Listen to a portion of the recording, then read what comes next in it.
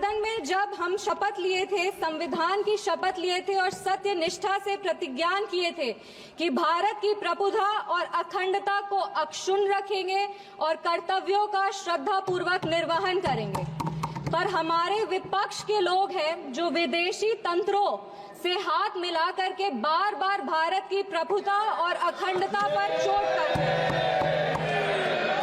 हिंदी का एक मुहावरा है, मुंह में राम बगल में छुरी, पर ये भी विपक्ष पे सही नहीं बैठता है, क्योंकि विपक्ष तो प्रभु श्री राम का नाम ही नहीं ले सकते, पर छुरी लेकर के बार बार संविधान की हत्या जरूर करने का कोशिश करते हैं। कांग्रेस ने उनका अपमान करने से वो कभी नहीं चूके। जिस संविधान सभा सेंट्रल हॉल में संविधान पे चर्चा हुई, संविधान लिखा गया, उस सेंट्रल हॉल में बाबा साहब की चित्र तक को इन्होंने लगने नहीं दिया। विपक्ष के साथियों ने अपने भाषण में हमें आरक्षण विरोधी कहा, संविधान विरोधी कहा, हमें देश विरोधी कहा, लेकिन इन्हीं के 3 प्रधानमंत्रियों का जो वाक्य है वो इस सदन में हम पेश करना चाहेंगे। सबसे पहले जवाहरलाल नेहरू जी ने 1961 में लिखा था, I do not like reservation in any form, especially reservation in jobs. I am against any such step that promotes inefficiency and takes us towards mediocrity. Indira Gandhi ji ने, नीरज चौधरी जी की एक किताब थी हाउ प्राइम मिनिस्टर डिसाइड्स, उसमें उन्होंने कहा था अपने तब के लॉ मिनिस्टर शिव शंकर जी को कि एक ऐसा ATR तैयार कीजिए कि सांप भी मर जाए और लाठी भी न टूटे। राजीव गांधी जी ने एक इंटरव्यू में जर्नलिस्ट आलोक मेहता को कहा था मार्च 1985 में कि no promotion of idiots in the name of reservation, and that promoting idiots in the name of reservation would harm the entire country. ये इनके 3 प्रधानमंत्री थे और देश 37 साल इनके प्रतिनिधित्व में था और इन्हें लगता था कि आरक्षण से इस देश में सेकेंड ग्रेड सिटीजन आते हैं। धन्यवाद सभापति महोदय, आपने इतने गंभीर विषय पर बात सुन लीजिए, इतने गंभीर विषय पर बोलने का अवसर दिया। प्लीज इस मौके पर हम आभार व्यक्त करेंगे हमारे पार्टी के राष्ट्रीय अध्यक्ष श्री चिराग पासवान जी का, क्योंकि दोनों तरफ से देख रहे हैं कि बहुत कद्दावर, बहुत सीनियर नेता संविधान के चर्चे पर बोल रहे हैं, पर एक पहली बार जीत कर आए हुई महिला युवा सांसद को संविधान के चर्चे पर बोलने का मौका दिया। इसके लिए हम हमारे राष्ट्रीय अध्यक्ष श्री चिराग पासवान जी के आभारी हैं। इस सदन में सबसे युवा सांसद होने के नाते हमें गर्व की अनुभूति हो रही है कि हम उस वर्ष इस सदन में शपथ लिए जिस वर्ष संविधान अपना 75वां वर्ष का उत्सव मना रहे हैं। सोशियोलॉजी की छात्रा रहे हैं, कॉलेज में सोशियोलॉजी को संविधान को एकेडमिकली और थ्योरेटिकली पढ़ने का मौका मिला है, पर 24 जून को जब इस सदन में हमने शपथ ली थी तो संविधान को अपना प्रेरणा मान करके, प्रेरणा स्तोत्र उससे प्रेरणा ले करके अपने कार्यों में भी संविधान को ढालने का मौका मिला है। महात्मा गांधी जी ने भारत के संविधान के विषय में 1931 में कहा था, I shall strive for a constitution which will release India from thraldom and patronage. I shall work for an India in which the poorest shall feel that it is their country in whose making they have an effective voice. An India in which there is no high class or low class of people. An India in which all communities shall live in perfect harmony. This is the India of my dreams for which I shall struggle. इस सदन में जब हम शपथ लिए थे, संविधान की शपथ लिए थे और सत्य निष्ठा से प्रतिज्ञान किए थे कि भारत की प्रभुता और अखंडता को अक्षुण्ण रखेंगे और कर्तव्यों का श्रद्धापूर्वक निर्वहन करेंगे, पर हमारे विपक्ष के लोग हैं जो विदेशी तंत्रों से हाथ मिला करके बार बार भारत की प्रभुता और अखंडता पर चोट करते हैं। एक तरफ जहां मोदी जी की कार्यकाल में FDI बढ़ा है, जो फॉरेन डायरेक्ट इन्वेस्टमेंट है, वहीं पे इतने ही वर्षों में कांग्रेस का SDI जरूर बढ़ गया। अब S उसमें क्या है, उसका नाम लेंगे तो हल्ला हंगामा हो जाएगा, इसीलिए आप लोग खुद ही समझ जाइएगा। ये वही बात हो गया, हिंदी का एक मुहावरा है, मुंह में राम बगल में छुरी, पर ये भी विपक्ष पे सही नहीं बैठता है, क्योंकि विपक्ष तो प्रभु श्री राम का नाम ही नहीं ले सकते, पर छुरी लेकर के बार बार संविधान की हत्या जरूर करने का कोशिश करते हैं। इसीलिए हम लोग कहते हैं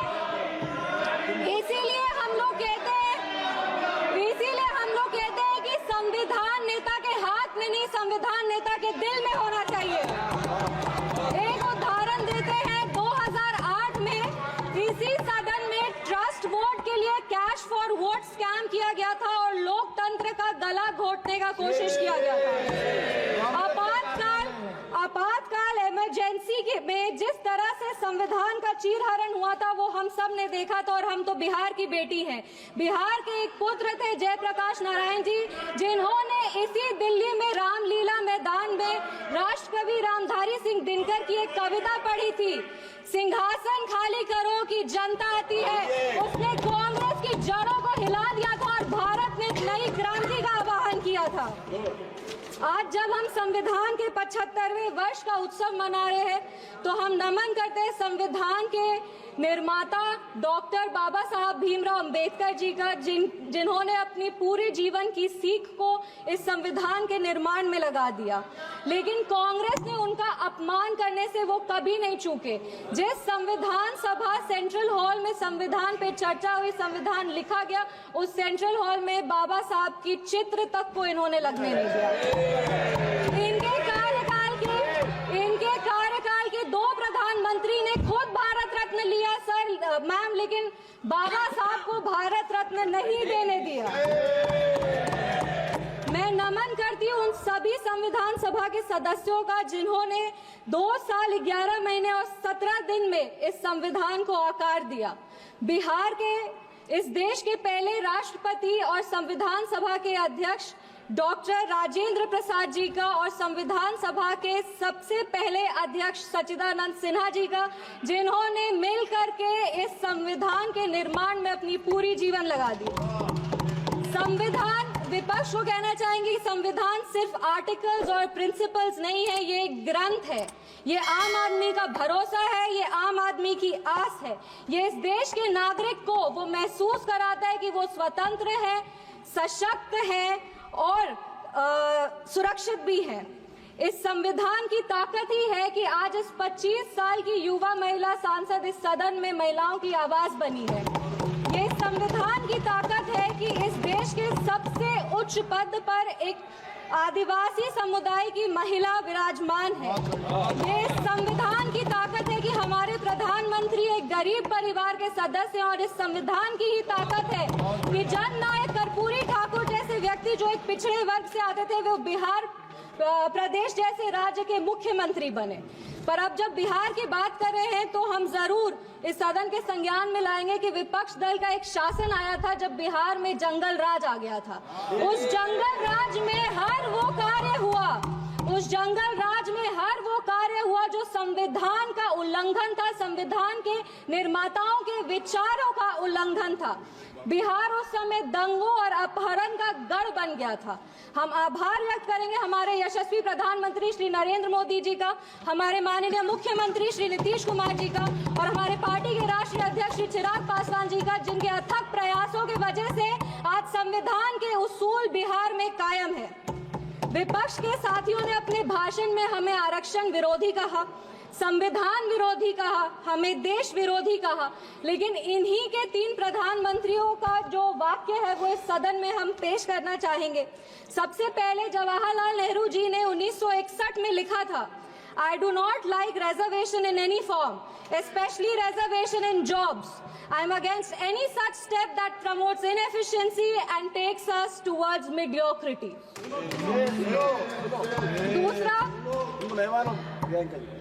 दूसरा इंदिरा गांधी जी ने, नीरज चौधरी जी की एक किताब थी हाउ प्राइम मिनिस्टर डिसाइड्स, उसमें उन्होंने कहा था अपने तब के लॉ मिनिस्टर शिव शंकर जी को कि एक ऐसा ATR तैयार कीजिए कि सांप भी मर जाए और लाठी भी ना टूटे। ये मंडल कमीशन के रिपोर्ट पे उन्होंने कहा था। तीसरी राजीव गांधी जी ने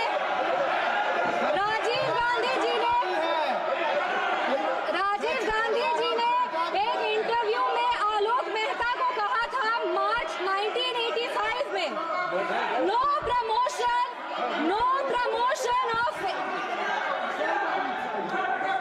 राजीव गांधी जी ने एक इंटरव्यू में जर्नलिस्ट आलोक मेहता को कहा था मार्च 1985 में कि no promotion of idiots in the name of reservation and that promoting idiots in the name of reservation would harm the entire country. ये इनके 3 प्रधानमंत्री थे और देश 37 साल इनके प्रतिनिधित्व में था और इन्हें लगता था कि आरक्षण से इस देश में सेकेंड ग्रेड सिटीजन आते हैं। कांग्रेस को माफी मांगनी चाहिए उस पर। आप बात करते हैं सेक्युलरिज्म की, आप बात करते हैं सेक्युलरिज्म की, तो एक आंकड़ा भी पेश करेंगे। जवाहरलाल नेहरू जी के कार्यकाल में 16 राज्यों में 243 सांप्रदायिक दंगे हुए। इंदिरा गांधी जी की कार्यकाल में 15 राज्यों में 337 सांप्रदायिक दंगे हुए और राजीव गांधी जी के कार्यकाल में 16 राज्यों में 291 सांप्रदायिक दंगे हुए। ये कैसा सेक्युलरिज्म का परिभाषा है, हमें तो समझ नहीं आता। एक और बात कहेंगे, कहानी सुनाएंगे। 1984 में जब सिख रायट हो रहा था, 1984 में जब सिख रायट हो रहा था तो एक सिख समुदाय के व्यक्ति एक दलित नेता के घर में रक्षा पाने के लिए गए थे, एक पनाह मांगने गए थे। उस दलित नेता के घर को जला दिया गया था। वो दलित नेता कोई और नहीं, हमारे पार्टी के संस्थापक श्रद्धेय रामविलास पासवान जी थे, जिनके घर को 1984 में जला दिया गया था। आप बात करते हैं संविधान की और सेंटर स्टेट रिलेशन की, तो बता दें कि इंदिरा गांधी जी की कार्यकाल में 11 साल में 35 बार राष्ट्रपति शासन लगाया गया। एक महिला, एक युवा और एक दलित सांसद होने के नाते हमें गर्व होता है कि हमारी सरकार एक ऐसी सरकार है जिसने संविधान के उसूल को अटल रखा है। हमारी सरकार ने संविधान को मजबूत करने का काम किया है। एक सेकंड 2 मिनट बस खत्म करें। पिछड़े आयोग को संवैधानिक दर्जा हमारी सरकार ने दिया। पिछड़े वर्ग से आर्थिक रूप से कमजोर जो व्यक्ति आते हैं उनको आरक्षण हमारी सरकार ने दिया। इनके पास महिला प्रधानमंत्री थी, पर हमारे प्रधानमंत्री ने नारी शक्ति वंदन अधिनियम ला करके 33% आरक्षण दे करके महिलाओं के आवाज को अगर मजबूती किसी ने दी है तो वो हमारे यशस्वी प्रधानमंत्री श्री नरेंद्र मोदी जी। एक मिनट, एनडीए की सरकार ने बिहार में हमारे प्रधानमंत्री, हमारे माननीय मुख्यमंत्री श्री नीतीश कुमार जी और हमारे पार्टी के राष्ट्रीय अध्यक्ष श्री चिराग पासवान जी के नेतृत्व में संविधान के सभी प्रावधानों को मजबूती से वापस लाए हैं और यही प्रयास करते हैं कि संविधान को अपना प्रेरणा मानकर योजनाएं बनाए जो हर वो नागरिक तक पहुंचे जो जरूरतमंद है। अंत में अपने वाणी को 4 पंक्ति पढ़ के बैठ जाओ दादा, 4 पंक्ति बैठ जाओ दादा, 4 पंक्ति पढ़कर अपने वाणी को विराम देंगे। हर रंग को खुद में समेट कर जो बेखौफ खड़ा है, जाति और धर्म के दायरे से जो आगे बढ़ा है, नैतिक निष्पक्ष समावेशी संविधान ही है वो जो 75 वर्षों बाद भी सहज खड़ा है। धन्यवाद। जय हिंद, जय बिहार।